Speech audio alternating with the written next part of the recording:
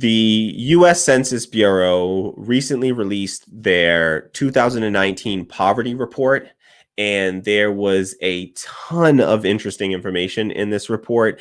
And so I wanted to take a look at this with you and show you some of the sort of the highlights and just what it, tells us, and, some just what we should note about this. So it's a really, this is an annual report that the U.S. Census Bureau puts out, and they look at both the year 2019 as well as the past 10 years and do some comparisons of the data and give us a nice digestible report. So let's take a look at some of the findings of that report. In 2019, the overall supplemental poverty measure rate was 11.7%. So just to be clear, the supplemental poverty measure is a new measure that they use. There's the official poverty measure and statistic. That's what's used on for all the purposes of federal funding and those sorts of things. So for funding these programs, they use the official measure, but the U.S. Census Bureau in the past few years has been also putting out this supplemental poverty measure, which instead of just using just the cash income from the official rate, they use a more complex set of metrics in order to calculate what they believe to be a more accurate calculation of the poverty rate. This report includes both the official numbers and the supplemental poverty measure. So in 2019, the overall supplemental poverty measure rate was 11.7%. That's saying that's 11% of all people in the United States were in what they would consider in poverty. And this was 1 percentage point lower than the 2018 supplemental poverty rate of 12.8. So overall, it's seeming to be declining. And SPM rates were down for all major age categories: children under age 18, adults age 18 to 64, and adults age 65 and older between 2018 and 2019. In fact, as we'll see, the poverty rates were down across all official rates were down across every single category that they measure. So the supplemental poverty measure rate for 2019 was 1.3 percentage points higher than the official poverty rate of 10.5%. So the supplemental rate showed a slightly higher poverty rate than what's being shown in the official rate. So unfortunately, the official is what's being used to calculate all of our social services, but if we eventually do adopt the supplemental poverty measure, then essentially that would mean an increase in funding to all of those social services that rely on these statistics. So these things are important for outcomes for people. So there were 16 states plus the District of Columbia for which supplemental poverty measure rates were higher than official poverty rates. So 16 states plus the District of Columbia, 17, that would be 17, for which the SPM rates were higher than the official poverty rates. 25 states had lower rates, and 9 states they were not statistically significant. We can check out a map so that you can see, because it's interesting to see which states had the higher rates and which states actually showed lower rates with the supplemental poverty measure. So Social Security continued to be the most important, and this is the most important point here. But Social Security continued to be the most important anti-poverty program, moving 26.5 million individuals out of poverty. Refundable tax credits moved 7.5 million people out of poverty. So Social Security, they're saying, is the most important anti-poverty program that we have that they're measuring here, and they measure on every conceivable major program or tax as well. So this is the change in number of people in poverty after including each of these different elements here. The change in number of people in poverty after including each of these elements, right? So this is how much with each of these elements, each of these factors considered, how much did this affect poverty? They measured things like Social Security, refundable tax credits, SNAP, housing subsidies, child support received, school lunch, unemployment insurance, workers' comp, WIC, child support, federal income tax, FICA tax, work expenses, and medical expenses. Right. So they checked on all of these measures, and of all of these, Social Security, by and far, I mean, just nearly 3 times as much as the next closest factor, it was able to keep people out of poverty. So it kept, this is measuring in millions of people, 26.5 million people were kept out of poverty because of receiving Social Security. Now, I would argue we would keep far more out of poverty if we simply provided Social Security to every single citizen, just lower the Social Security age from 65 down to 0 and have Social Security for all, essentially a universal basic income. And I would argue that that would keep, many more people out of poverty.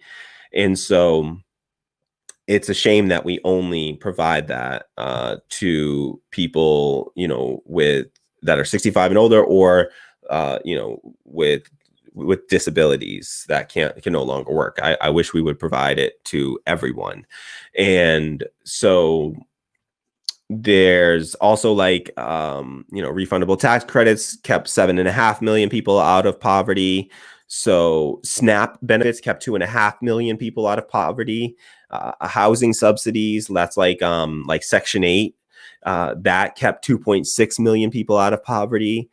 School lunch kept 1.2 million people out of poverty. So just having school lunch being provided kept 1.2 million people out of poverty. And that is damn, that just says why we need at least 2 meals a day provided to every single student free of charge. It should be provided universally and paid for through our taxation. Just pay for it with taxes. We can cover that very easily. We don't have to raise taxes on lower income people or middle class people. We can just tax the rich and pay for school lunch. We shouldn't have school lunch debt in this country, but school lunch kept 1.2 million people out of poverty in the year 2019. Now, for some things that put people into poverty, unfortunately, were, they said, federal income tax, of course, though that's, federal income tax and FICA taxes are Social Security and Medicaid. So that's a double-edged sword there, right? Because you see it's keeping people out, but then on the same, in some regard, it also put some people into poverty, having to pay into it that aren't receiving it yet, right? So some people are paying into these things. They're not receiving those benefits, but they're paying in right now. And so it's causing some people, these are going to be your lowest income people here that are working, the people at the lower end of the income spectrum are going to be falling into that trap there and falling into poverty because of those taxes. And so for that, the solution is you need to to lower taxes on people below a certain level of income. We should be lowering taxes for people that are in lower income brackets, lower the taxes on those folks and increase taxes and just raise the cap on the FICA tax. That's a clear and easy one. Right now, there's a cap on the FICA tax at around $137,000 a year, I believe. If you make more than $137,000 a year, any dollar over the $137,000 doesn't pay, and you don't pay any FICA tax on that. Just remove that cap. Why are the people that are making more money having to pay less of a percentage of their check? So that's not fair that most people make far less than $137,000. And so they have to have, all of their money is being taxed for every dollar they make. You make 1 million in 1 year, only $147,000 gets taxed. You make 1 million over the course of 20 years, and every single dollar in that $1 million gets taxed. How is that fair for the poor person? That makes no sense. So then you have work expenses, which is wild, and medical expenses being the number one factor that put people into poverty. So Social Security, number one thing that keeps people out of poverty. Medical expenses, number one thing that put people into poverty. So in work expenses, number two. So people work, the expenses you incur from going to work, and then the medical expenses you incur from working all the damn time, into the point that you gain all these damn medical conditions, right? So, and of course we have no Medicare for all, no universal healthcare system. So we allow people to go we allow medical debt to put somebody into poverty in this country. So that is a shocking chart there, and something that should alarm us, in both directions. One, at the importance of, make us pay attention to the importance of programs like Social Security and things like Medicare and things that are these universal programs. So, Social Security being such a crucial program, and you have people like the Republicans constantly attacking it. And then the Democrats, Joe Biden said that he proposed a total freeze of spending on all of those programs, including Social Security. And so he's advocated in the past, not once, not twice, not three times, but on more than 4 separate occasions, he said that he has argued to freeze all spending into Social Security, which would cripple those programs. No, sorry for the really terrible pun, not intended. And sorry, that was terrible. But so even the Democrats have sat by for most of the time and allowed the Republicans to attack Social Security, and then in some cases, some of them have advocated for destroying it themselves and they just dress it up in different ways. But they'll talk about, oh, well, we have to talk about, we can't spend into those programs. And well, that's defunding those programs, and it's going to cause those programs to fail. And then if there's no funding for them, then they can't support these people and keep them out of poverty. So you got Social Security keeping people out of poverty, and you got medical expenses pushing them into poverty. The number one factor, 7.7 million Americans in 2019, 7.7 million Americans were forced into poverty because of medical expenses. Is that not... Geez, like, this is a new number that I need to be incorporating when I'm thinking about, I talk about how lack of health insurance, it kills, almost 50,000 Americans a year by conservative estimates. Then you have over 500,000 going bankrupt, but here you have 7.7 million being pushed into poverty. Over 7.5 million people being pushed into poverty because of medical debt. That's, to most people in places outside of America that are watching this, that is a baffling statement to make. That is completely absurd to most people. But here in America, only in America, Jesus Christ, that's like, what is that? 2% of the country right there. 2% of the country was pushed into poverty because of medical debt. Jeez, like, that's, what the hell?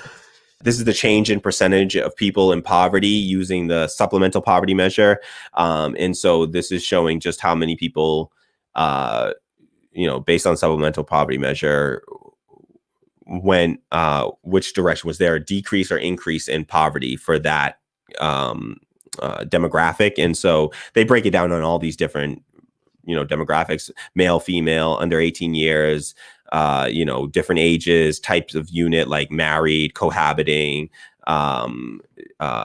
female reference persons, male reference person. So female, led household, male led household, race and Hispanic origin, education and work experience. And they break it down on all those factors, and across the board, no matter what factor they were measuring based on, no matter what demographic, poverty was down across the board. And this trend has been going on since around 2016, 2017. This is the differential between the supplemental and the official rate. So this is showing where the supplemental is higher than the official rate and where it's lower than the official rate. So this would tell you how it would change and how we might, and where we might be overestimating right now or underestimating potentially, according to the supplemental poverty measure, how we're, and this is again just based off of more complex factor like cost of living in an area and not just cash income. So of course, I think anyone would agree, depending on where you live,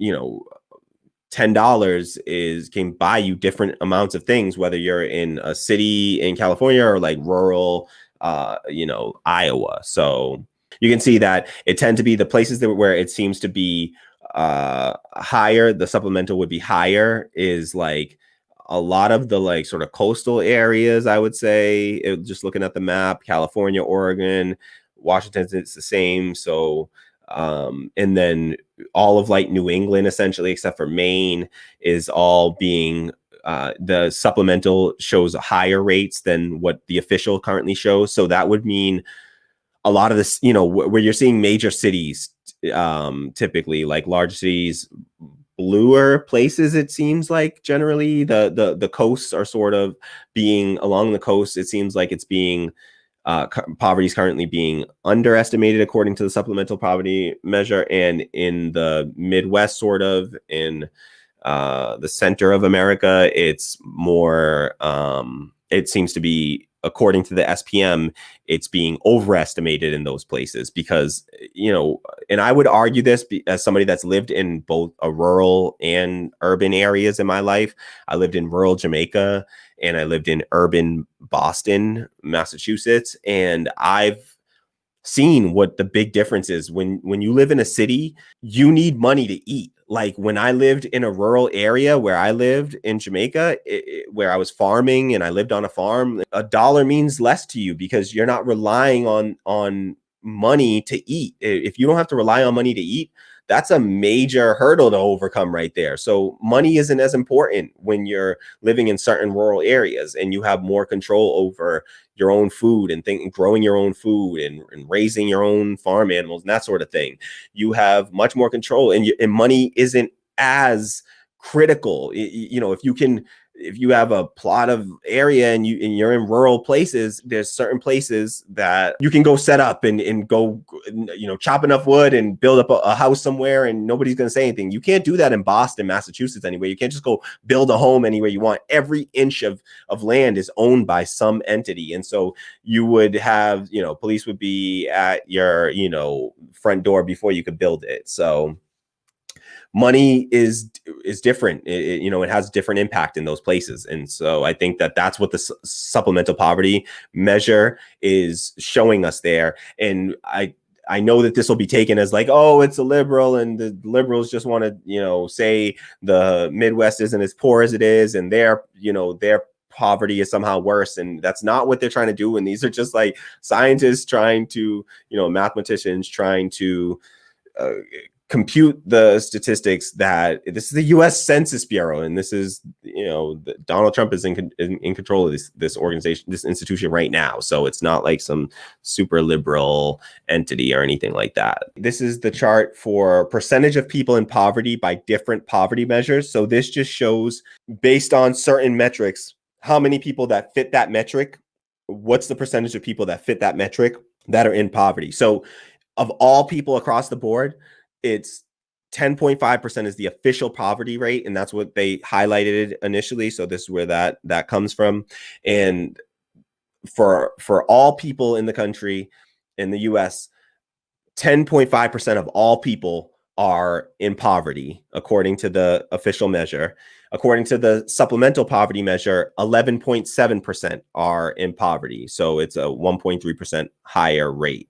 What you can start to see is based on different metrics, how much sort of more likely are you than the official, than the sort of average rate are you based on certain metrics. So for instance, if you're a male, you're only you only have a 9.4% chance of being in poverty, so lower than the official rate. If you're female, then your poverty rate was 11.5%, so a slightly higher rate. So there, you're slightly more likely to be in poverty if you're female than male.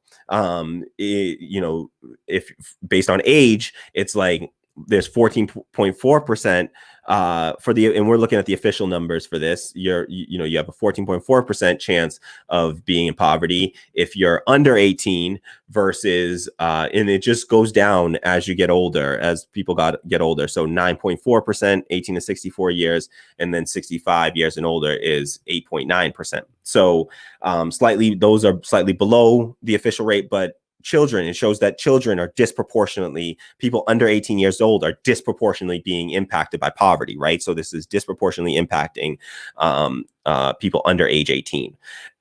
You'll also see some other data that like the married couples are only it's pretty much the most significant correlating factor to low poverty is being married. So now, so there's if you're a married couple, you have a 4.5% chance of being married and being in poverty. So now, in versus say a male reference person that's a male led household, that has about twice as high of a chance, twice as likely if you're just a unmarried male is the head of household, then that's a 10% chance, and then it once again doubles if it's a female reference person, or female head of household, 22.9% chance there. And so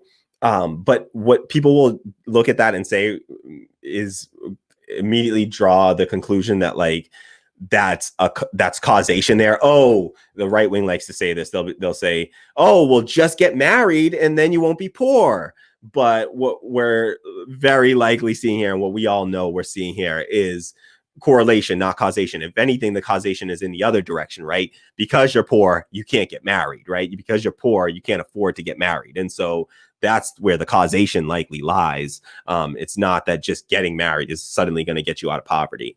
It's just that if you're not in poverty, you're just much more likely to be able to get married. So female-led households was actually of all the types of units, female-led households was actually the most likely to be in poverty. And I think that we could get into, again, causation and stuff like that, but it's very nuanced there. So interestingly, of all the measures for the differentials between the official measure and the supplemental poverty measure, there was the cohabiting partners is a real outlier. The supplemental poverty measure, by the supplemental poverty measure, the cohabiting partners is almost half as likely. So it was like 1 in 5 cohabiting partners under the official metric are considered in poverty. 1 in almost 10 under the supplemental poverty measure are considered in poverty under the supplemental poverty measure. So of course, when you look at race and Hispanic origin, nothing surprising there because of systemic racism in this country. Now, one thing that we have to note immediately is that they don't account for statistics for some reason for indigenous people. Maybe the sample size is too small because of the systematic genocide that was done against those people in this country, but for reasons I'm not 100% clear on, they do not include indigenous people, Native American origin on this. And so just something to note that these statistics